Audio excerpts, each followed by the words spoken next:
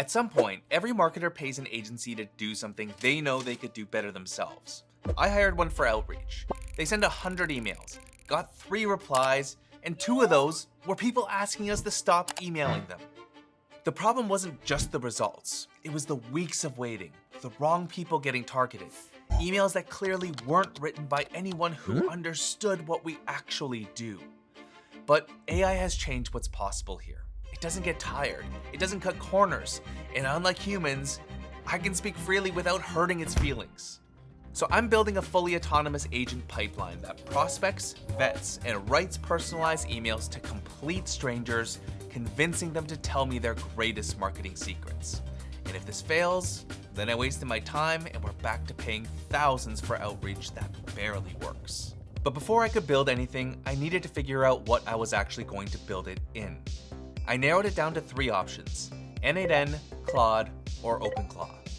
N8N, I ruled out pretty fast. So it kind of just feels like Zapier, like you're just dragging and dropping steps into a visual workflow. Like it's cool, but it doesn't really feel like I'm doing anything AI native. That left me with Claude and OpenClaw.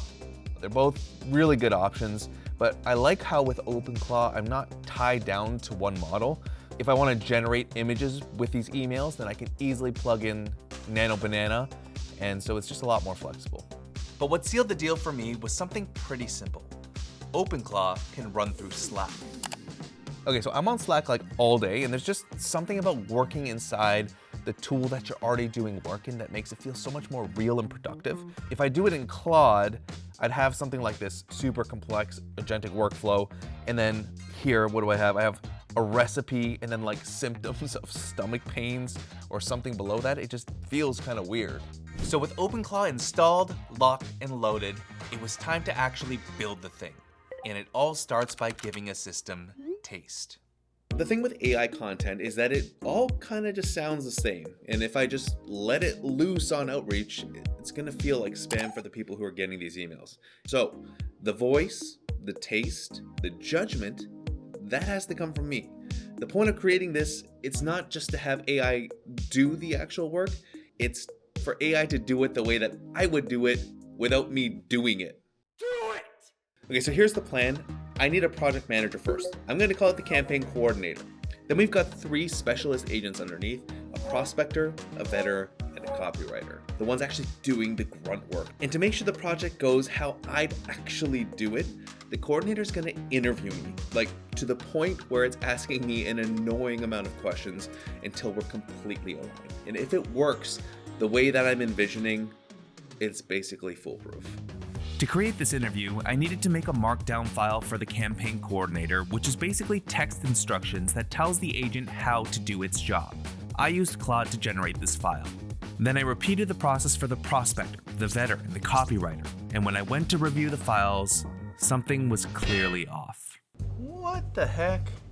After tons of review, I don't even know what that means. multiple fixes, Give me a bullet point list of all the fixes required. There's too many. and another solid hour of work, Corrupted file. Regenerate it. we got it to a good place. Okay, so now it's generating the instructions for my main agent, Abot. Now we get to actually test this out. I'm pumped. It was time to find out if this thing actually works. I opened Slack and prompted my Slack bot to kick off the campaign. Come on, do it. Do it. Start asking me questions from the ICP interview. Success. This is sick. Okay, I hope this works now. This is the easy part.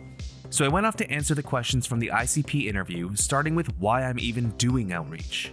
We're launching a new video series called Traffic Hunters, where I sit down with founders and marketers who've gotten exceptional results using digital marketing, and I ask them to share their juiciest secrets. For this outreach campaign to be successful, I need to book at least 5 meetings. Now, all I had to do was tell OpenClaw the ideal guest profile. I think a good fit are websites that are ideally not super authoritative and that they have significant search traffic. Still going through the questionnaire. I wonder how long this is going to take. If it works, it's all worth it. A few more questions on vetting criteria and personalized templates, and bing bang boom, we were done. All right, So here we go. Perfect. Let me draft the template based on what you've described. That's a decent email. Done. That's a wrap. With the campaign brief completely filled out, it was time for the moment of truth. Is the campaign coordinator going to spawn the prospector? All right, come on. Come on. Please work. Please. Man, this would be so dope if it actually works. Oh, and I forgot to mention, I built a dashboard so I could track everything that was being done. Nothing yet. Oh, geez, it's working. Okay, so let me walk you through everything that is happening right now. We have the prospector that's going in and looking for contacts using the Ahrefs MCP server. The campaign coordinator created this outreach campaign here, basically saying that we're looking for 200 prospects. We have the vetter, the copywriter, the drafter, and as they go, they're supposed to check the different items that happen. And then we have the actual outreach tool that was created. So in the settings, they had contact title priorities, and it's gonna look for the people with those titles basically as a first contact point. And then we have our template, which was generated and approved in Slack. And now we're at the point of adding prospects. I clicked back to check on the campaign, and nothing could have prepared me for what I was about to see. Oh geez, it's adding prospects. Oh my gosh. Vacuum wars, man, that sounds like a cool niche. Holy crap, they've had some serious traffic growth. Oh, and then it's going down. We're almost at the end here of the prospector. Let's see if it actually marks the task as done. Yes, it's done. Sick. Found 200 prospects. Let's see if it sent the message in Slack.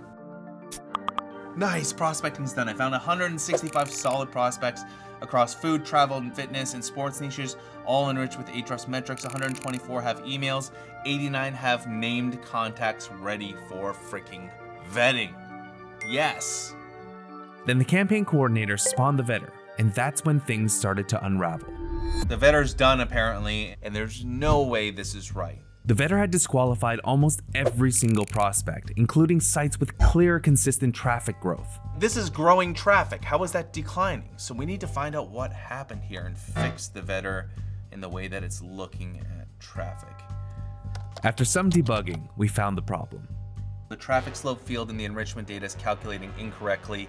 It's showing negative values for sites that actually have massive growth. Looking at your screenshot example, in the raw data, prospects with clear 5-year growth are showing negative slopes and are getting disqualified.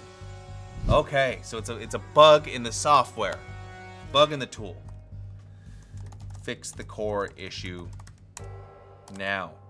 More hours of debugging, and finally, I think things are better now. So basically it said, this is a permanent fix. There's 102 qualified now and 63 disqualified, 0 flagged. Sweet.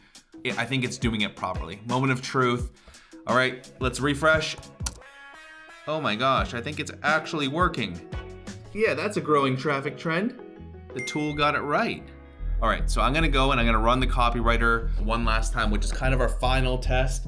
we were almost done. Oh my gosh, sweet. Wait, why is it doing that though? No! It's not actually merging the freaking things there.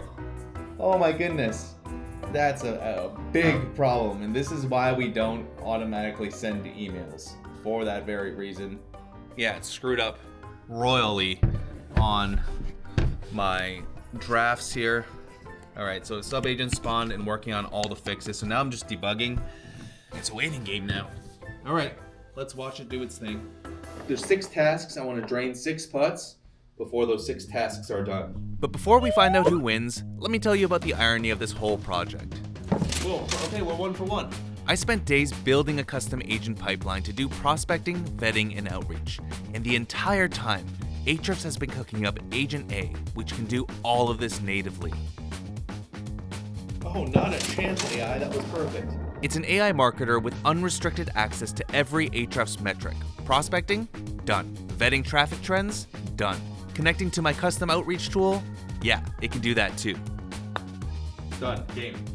Oh, no, it's not. Shoot, it's at 5 tasks. So if you want the version of this that doesn't require 6 hours of fixing slope calculations, links in the description. All right, final putt. 6 fixes. Let's freaking go! I got it. AI can fix 6 issues with my outreach system almost in the same time as I can drain 6 putts from like 8 feet away. That's wild. With everything finally working, there was only one thing left to do: run the whole pipeline autonomously. But I had an early morning flight to catch, so I packed things up, and the next morning, I would put everything I worked towards to the test. Okay, so I gotta catch a flight in like 40 minutes, and I'm about to try to run this in full autonomous mode. I don't know if it's gonna work or not. Let's flip and go. All right. Autonomous mode activated. Prospector spawned.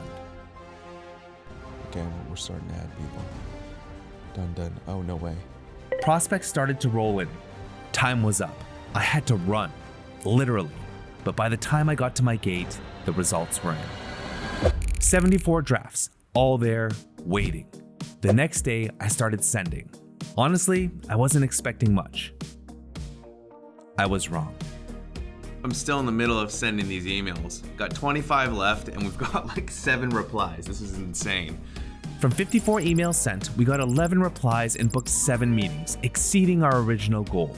But did these founders actually meet with us and hand over their greatest marketing secrets? Subscribe. You won't want to miss this.